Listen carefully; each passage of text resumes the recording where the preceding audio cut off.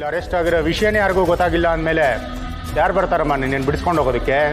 ಯಾರು ಬರಲ್ಲ. ಸರ್, ನಾನು ಯಾವ ತಪ್ಪು ಮಾಡಿಲ್ಲ. ಆ ದೇವರೇ ನನ್ನನ್ನು ಕಾಪಾಡ್ತಾನೆ. ಕಾಪಾಡ್ತಾನೆ. ಬರಲಿ, ಯಾವ ದೇವ್ರು ಬರ್ತಾನಪ್ಪ.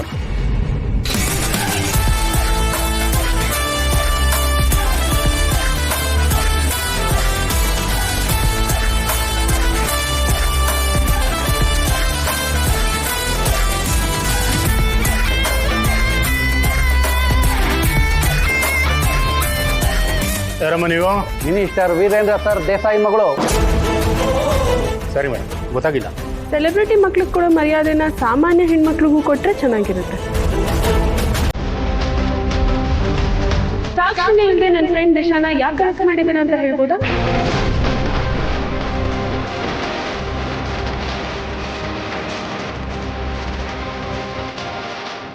ಅಲ್ಲ ಮೇಡಮ್, ಕಂಪ್ಲೇಂಟ್ ಕೊಟ್ಟಿದ್ದಾರೆ, ಅದಕ್ಕೆ ಅರೆಸ್ಟ್ ಮಾಡಿದ್ದಾರೆ. ಯಾರದು ಕಂಪ್ಲೇಂಟ್ ಕೊಟ್ಟಿರೋದು? ಕಂಪ್ಲೇಂಟ್ ಕಾಪಿ ತೋರಿಸಿ. ಮೇಡಮ್, ಅದು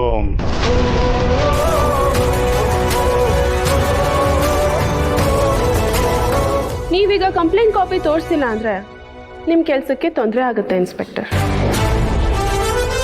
ಹೌದು, ದಿಶಾನೇ ದುಡ್ಡು ತಗೊಂಡಿರೋದು ಅನ್ನೋದಕ್ಕೆ ಸಾಕ್ಷಿ ಏನಾದರೂ ಇದೆಯಾ? ನನಗೆ ಜಾಸ್ತಿ ಟೈಮ್ ಇಲ್ಲ. ಅರೆಸ್ಟ್ ಮಾಡಿರೋ ದಿಶಾನ ನೀವೇ ಬಿಟ್ಟು ಕಳಿಸಿದ್ರೆ ನಿಮಗೆ ಒಳ್ಳೇದು. ಇಲ್ಲದೆ ಹೋದ್ರೆ ನಮ್ಮ ಲಾಯರ್ ನಿಮ್ಮ ಮೇಲೂ ಆಕ್ಷನ್ ತಗೋತಾರೆ. ಚೆನ್ನಾಗಿ ಯೋಚನೆ ಮಾಡಿ, ಆದರೆ ಬೇಗ ಡಿಸೈಡ್ ಮಾಡಿ. ಮೇಡಮ್, ಒಂದು ನಿಮಿಷ. ಯಾರಿಗೆ ಕಾಲ್ ಮಾಡ್ತಿದ್ದೀರಾ? DG-ಗ, IG-ಗ, ಹೋಮ್ ಮಿನಿಸ್ಟರ್ಗ, ಕಮಿಷನರ್ಗ, ಅಥವಾ ಮಿನಿಸ್ಟರ್ ಆಗಿರೋ ನಮ್ಮ ಅಪ್ಪಂಗ?